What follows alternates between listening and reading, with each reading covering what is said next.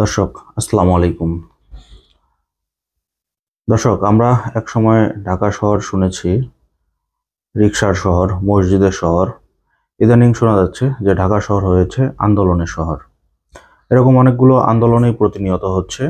তার মধ্যে অন্যতম আন্দোলন হচ্ছে ৭ কলেজ এবং তিতুমিরকে বিশ্ববিদ্যালয় করার কেন্দ্র করে। এটা নিয়ে প্রতিনিয়ত অনেক আলোচনা হচ্ছে এবং শিক্ষার্থীদের মধ্যে একটা উত্তেজনা তৈরি হচ্ছে প্রতিদিন নিয়তই। ইতিমধ্যে ২ দিন আগে ঢাকা কলেজের সামনে দুই গ্রুপের মধ্যে সংঘর্ষ। আবার এদিকে তিতুমির কলেজ রাস্তা অবরোধ করে রাখে, তারা নিজেই আবার বিশ্ববিদ্যালয়ের সাইনবোর্ড টানিয়ে দিয়েছে। এরকম অনেকগুলো প্রসঙ্গই কিন্তু ইতিমধ্যে চলে আসছে। তবে এই ৭ কলেজের সমাধান কি, এটা নিয়ে একটা অনলাইন জরিপ করেছে দৈনিক কালবেলা। কালবেলার এই অনলাইন জরিপে অনেকগুলো ব্যাপার উঠে এসেছে। এছাড়াও তিতুমিরকে বিশ্ববিদ্যালয় করা নিয়েও তারা একটা জরিপ করেছে, সেখানেও বেশ কিছু তথ্য উঠে এসেছে এবং জনগণের কিছু মতামতও উঠে এসেছে। সেই ব্যাপারগুলোতে একটু পরে আসছি। তার আগে গতকালকে তারেক রহমান ঢাকা ইউনিভার্সিটির প্রো ভিসি উনাকে ফোন দিয়ে এই ৭ কলেজের সমাধান করার কথা বলেছেন। ভিসি বলেছেন তারেক রহমানকে যে এই সমস্যার সমাধানগুলো খুব দ্রুতই করা হবে। তবে তারা কি সমস্যার সমাধান করবে এবং শিক্ষার্থীরা এটা কতটুকু মেনে নেবেন, এটাই এখন দেখার বিষয়। তবে অনলাইনে যে জরিপটি করেছিল দৈনিক কালবেলা, সেই কালবেলার জরিপে তারা বলা হয়েছিল যে এই ৭ কলেজের এখন কি হবে।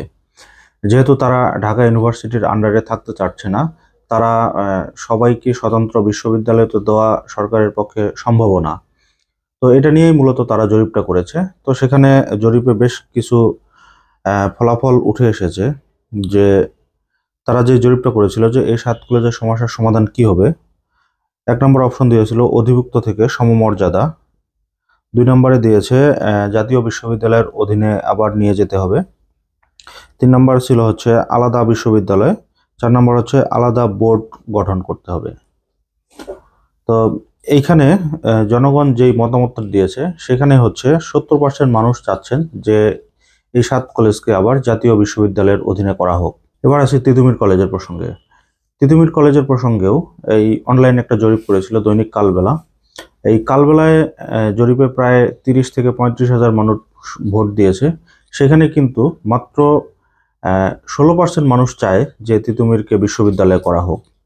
84% মানুষ চায় না যে তিতুমিরকে বিশ্ববিদ্যালয় ঘোষণা করা হোক। আসলে ব্যক্তিগতভাবে তিতুমিরকে বিশ্ববিদ্যালয়ে ঘোষণা না করার বেশ কিছু কারণ তারা দেখিয়েছেন, কিছু মতামত দিয়েছেন যে একটা পূর্ণাঙ্গ বিশ্ববিদ্যালয় করতে গেলে অনেক কিছু ফ্যাসিলিটিস প্রয়োজন হয়, তারপরে পূর্ণাঙ্গ আবাসন ব্যবস্থার প্রয়োজন হয়। এগুলোর কিন্তু কোনোটাই কিন্তু এই তিতুমির কলেজের নেই। অনেকেই যুক্তি দেখাচ্ছেন যে তিতুমিরে তো ইন্টারমিডিয়েট নাই, সেই জন্য এটাকে করা উচিত। তো এরকম অনেক কলেজেই আছে বাংলাদেশে যেখানে হয়তো ইন্টারমিডিয়েট নেই, কিন্তু তারা হচ্ছে জাতীয় বিশ্ববিদ্যালয়ের অধীনে থেকেই তাদের কার্যক্রম পরিচালনা করেন।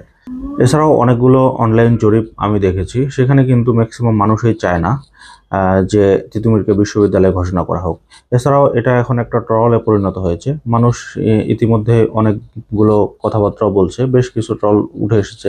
যেমন অনেকেই বলছেন যে হিরো আলমকে এখানকার ভিসি বানানো হোক, তারপরে ভুবন বাড্ডকারকে সঙ্গীতের টিচার বানানো হোক।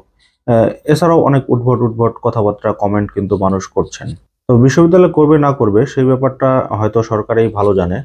কিন্তু আমার প্রশ্ন হচ্ছে যে বিগত হাসিনা সরকার ১৬ বছর ক্ষমতায় থাকলো, তখন এই ছাত্ররা কোথায় ছিল? তারা যদি এই ১৬ বছরে তো পারতো এটাকে বিশ্ববিদ্যালয় ঘোষণা করাতে।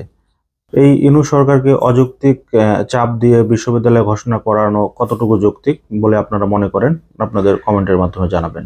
প্রতিনিয়ত যেভাবে আন্দোলন ছড়িয়ে পড়ছে ঢাকা শহরে, ইতিমধ্যে কিন্তু আমরা দেখেছি প্রায় ১৫০-র অধিক আন্দোলন হয়ে গিয়েছে এই ৬ মাসের মধ্যে।